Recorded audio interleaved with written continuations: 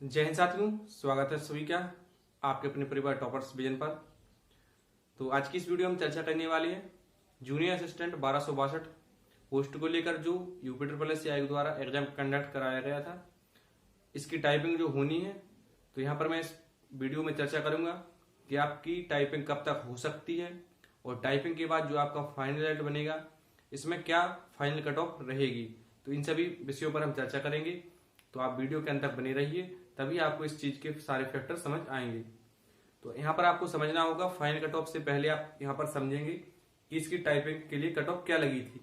हम final cut off पर तो बाद में बात करेंगे, पहले इसका जो टाइपिंग होनी है तो हम इस पर चर्चा करेंगे।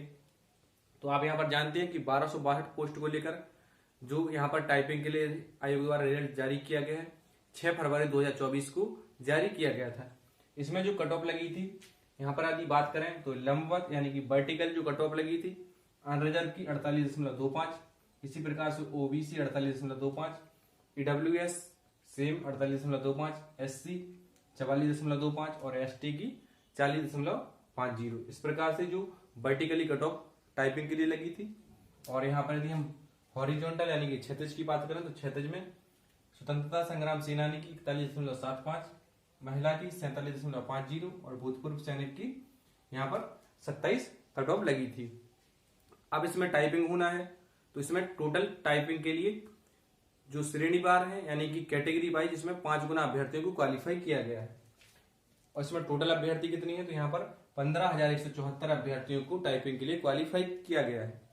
यहाँ पर 15,174 अभ्यर्थियों को टाइपिंग के लिए क्वालिफाई किया गया है, लेकिन इसमें फाइनली पहुंचना कितना है, तो यहाँ पर फाइनली 1262 अभ्यर्थियों को ही सिलेक्ट होना है, लेकिन यहाँ पर 15,174 अभ्यर्थी हैं, तो इसमें अधिकांश अभ्यर्थी बाहर हो जाएंगे क्योंकि इसमें 1262 अभ्यर्थी ही लिए जाएंगे। इसमें से आप ऐसा मान लीजिए कि 90 से 92% इसमें अभ्यर्थी बाहर होने हैं। अब इसमें बाहर होने हैं तो इसमें 2 अभी चरण बाकी है। एक तो आपका टाइपिंग होगा, अब टाइपिंग के बाद इसकी डेब्यू होगी। तो क्या इसके बाद आपका टाइपिंग हो जाएगी, टाइपिंग के बाद क्या आपकी कोई कट ऑफ लगेगी, तो इसके बाद टाइपिंग के बाद आपकी कोई भी कट ऑफ नहीं लगेगी। इसके बाद होगा क्या, अब इसकी आपकी जो टाइपिंग होगी, टाइपिंग के बाद इसमें जितने भी अभ्यर्थी टाइपिंग में क्वालिफाई करेंगे तो उसको एक लिस्ट के माध्यम से आपको यहाँ पर जारी कर दिया जाएगा कि इतने अभ्यर्थी टाइपिंग में क्वालिफाई किए गए हैं, लेकिन यहाँ पर कोई भी कट ऑफ टाइपिंग की नहीं लगेगी। तो अब यहाँ पर आप पूछेंगे कि इसकी टाइपिंग कब तक हो सकती है। तो सुबह ही मैंने आपको एक कम्युनिटी पोस्ट के माध्यम से आपको बताया था कि जिसकी जो टाइपिंग होगी आपकी अप्रैल में लगने की प्रबल संभावना बन रही है। जैसा कि आयोग से हमें पता चला है, टाइपिंग आपकी जो अप्रैल में हो जाएगी और टाइपिंग से संबंधित जो नोटिस आपका जारी होगा आपका इसी महीने यानी कि मार्च में आपका जारी कर दिया जाएगा। तो इसका जो टाइपिंग से संबंधित नोटिस होगा आपका मार्च में जारी कर दिया जाएगा और उसकी टाइपिंग जो होगी आपकी अप्रैल में लग जाएगी। अब टाइपिंग आपकी अप्रैल में होगी, टाइपिंग के बाद इसमें कुछ टाइम लगेगा, इसके बाद आपकी डीबी होगी, डीबी के बाद इसका फाइनल रिजल्ट बनेगा। तो फाइनली यदि हम यहाँ पर बात करें इसका फाइनल रिजल्ट कब तक आ सकता है, तो आप इसका फाइनल रिजल्ट आप सितंबर अक्टूबर मानकर चलिए। इससे पहले तो आपका फाइनल रिजल्ट इसका नहीं बनेगा क्योंकि अभी इसमें 2 चरण बाकी हैं। अब यदि यहाँ पर हम बात करें कि कितने अभ्यर्थी यहाँ पर टाइपिंग देंगे, तो टाइपिंग आप यहाँ पर जानते हैं कि 15,174 अभ्यर्थी टाइपिंग के लिए क्वालिफाई किए गए, तो सभी देंगे। अब यहाँ पर जरूरी नहीं है कि सभी अभ्यर्थी टाइपिंग दें, क्योंकि इसमें से अधिकांश अभ्यर्थी ऐसे हैं जो कहीं ना कहीं कॉमन है। अब कॉमन किस प्रकार से, इसमें से कुछ अभ्यर्थी लेखपाल में भी चयनित हुए हैं, इसी के साथ साथ और भी कई वैकेंसी होती हैं जैसे सीजीएल वगैरह हो गई, रेलवे वगैरह यानी कि और भी कोई स्टेट के एग्जाम्स हो गए। तो यहाँ पर इस प्रकार से अभ्यर्थी कॉमन होते हैं। तो हो सकता है कि इसमें से कुछ अभ्यर्थी ऐसे हों जो कहीं ना कहीं दूसरी भर्ती में सिलेक्ट हो गए हों, तो हो सकता है कि यहाँ पर आप टाइपिंग को स्किप कर दें। तो आप इसमें ज्यादा से ना मानकर चलिए, लेकिन आप इसमें इतना मानकर जरूर चल सकते हैं कि 15,174 अभ्यर्थी जो इसमें हैं, इसमें से 2 से 2,500 अभ्यर्थी टाइपिंग को स्किप कर देंगे। यदि इसमें से 2,000 भी अभ्यर्थी टाइपिंग स्किप करते हैं तो यहाँ पर आपके एक अप्रोक्स मान कर चल सकते हैं कि आपकी 13,000 अभ्यर्थी टाइपिंग देंगे, क्योंकि इसमें 2,000 अप्रोक्स हमने मानकर चला कि इसमें से टाइपिंग स्किप कर देंगे। 13,000 ने इसमें टाइपिंग दी। अब इसमें टाइपिंग 2 प्रकार की है, एक तो आपकी हिंदी टाइपिंग है और एक आपकी इंग्लिश टाइपिंग है। यहाँ पर बात की जाए कि टाइपिंग कितने अभ्यर्थी क्वालिफाई कर पाएंगे। तो यदि यहाँ पर बात करें हम कि केवल इंग्लिश टाइपिंग होती तो हो सकता था कि इसमें अधिकांश अभ्यर्थी टाइपिंग क्वालिफाई कर जाते, लेकिन यहाँ पर हिंदी टाइपिंग भी मांग गई है। तो हिंदी टाइपिंग होता क्या है, इसमें अधिकांश अभ्यर्थी क्वालिफाई नहीं कर पाते। अब जैसे कि मैं यहाँ पर मैं खुद से बात करूँ तो मेरा भी टाइपिंग के लिए आपका रिजल्ट हुआ है, लेकिन मैं यहाँ पर अपनी खुद की बात करूँ तो मुझे इंग्लिश टाइपिंग तो आती है, लेकिन मुझे हिंदी टाइपिंग नहीं आती है। तो होगा क्या कि मैं इसमें क्वालिफाई नहीं कर पाऊंगा। सीधी सी बात है कि मैं इसमें क्वालिफाई नहीं कर पाऊंगा।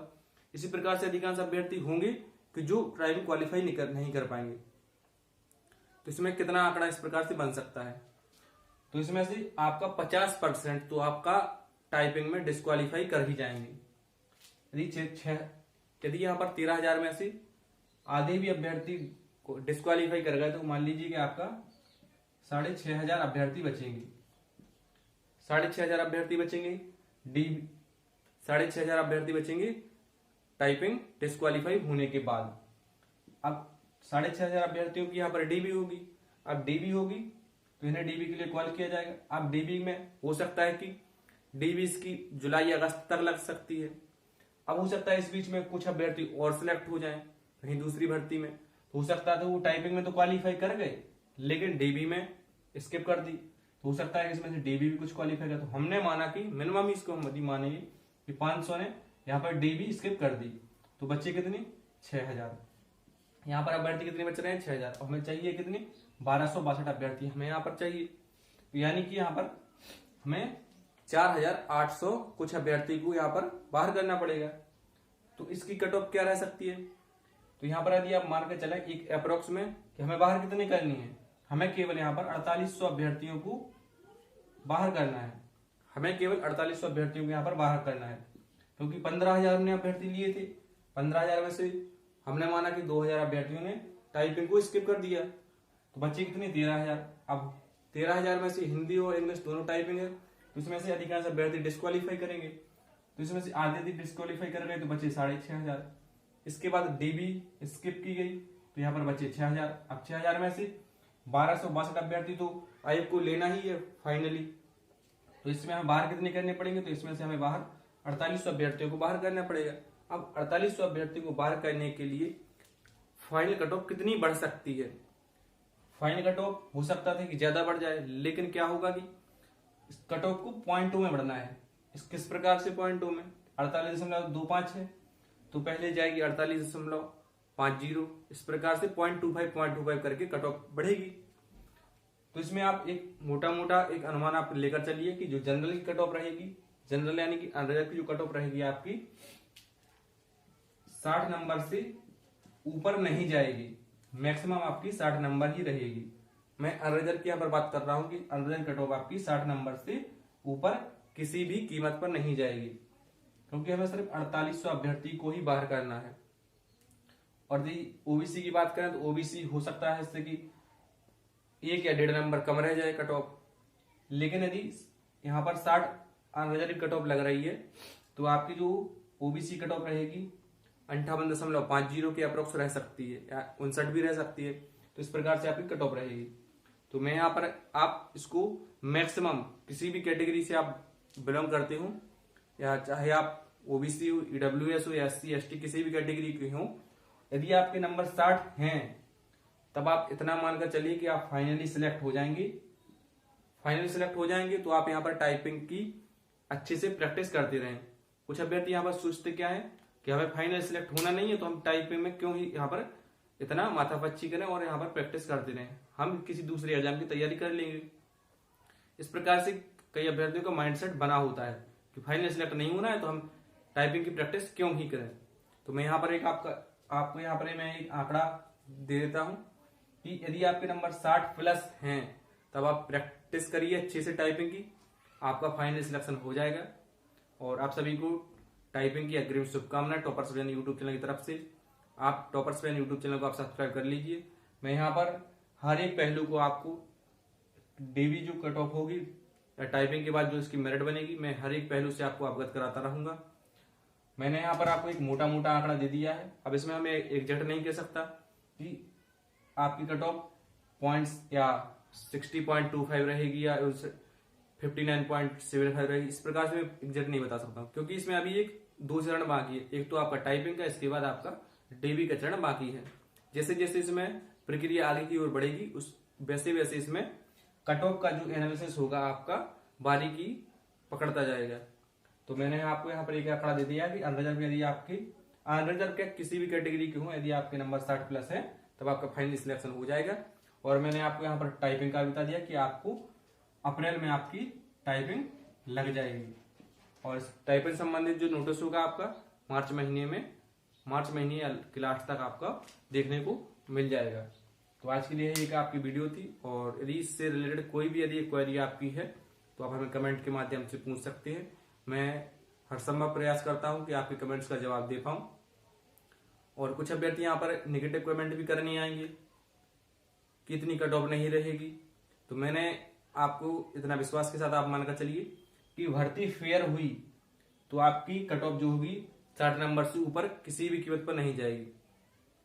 अब इसमें कुछ अनफेयर भी पॉइंट होते हैं, इन सभी को आप भली बात ही जानते हैं। मैं इस चीजों को आपको डिस्क्लोज यहाँ पर नहीं करूंगा, लेकिन आप इन चीजों को समझते हैं कि यदि भर्ती अनफेयर हुई तो कट ऑफ कहीं भी जा सकती है, और यहाँ पर यदि भर्ती फेयर हुई तो आपकी 60 नंबर से ऊपर किसी भी कीमत पर कट ऑफ नहीं जाएगी। इतना आप विश्वास मानकर चलिए। तो आप इस वीडियो को शेयर करिए ज़्यादा से ज़्यादा, और टॉपर्स पेन यूट्यूब को सब्सक्राइब करके रखिए, ताकि मैं भविष्य में आने वाली इसी प्रकार की वीडियोज आप तक पहुंचाता रहूं। तो मिलेंगे अगली वीडियो के साथ, तब तक के लिए जय हिंद, जय भारत, वंदे मातरम।